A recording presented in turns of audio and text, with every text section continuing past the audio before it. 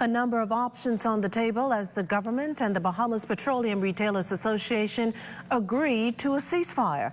In the interim, though, the government's tasked with coming up with a solution that would be mutually beneficial to industry professionals as well as the public. Cleopatra Murphy has the details.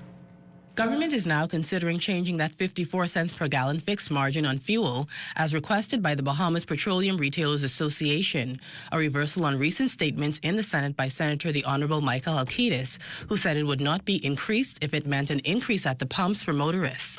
Well, I think that was in response to what was said by the retailers at the time.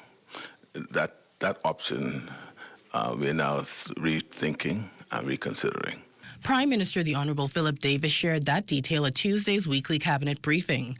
Alcides' remarks came after the Petroleum Retailers Association suggested the membership had reached the end of the line and were prepared to take action due to non-response from government, while not disclosing what that action would be. Following what he says was a fruitful meeting Monday evening, Davis says the retailers expressed serious concerns about their survivability. A lot of the challenges that they face, I'm sympathetic to, and I understand their need to survive. I've asked them to give us another 2 weeks to assess the situation, see how we could help them.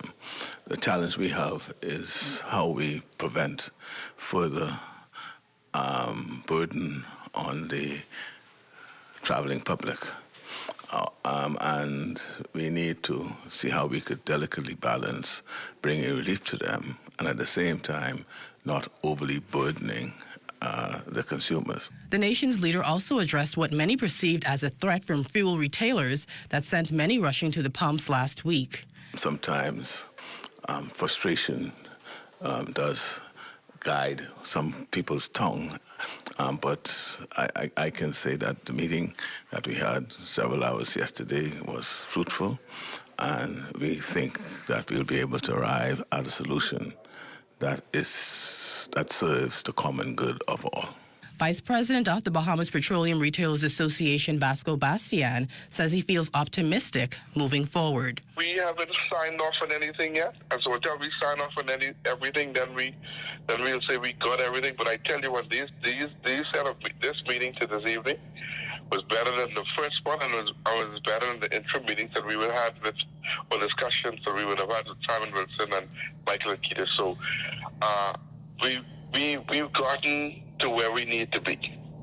We are right near the finishing line, and I think once we meet again next week, we should be able to sign on the dotted line. For the Bahamas Tonight, I'm Cleopatra Murphy.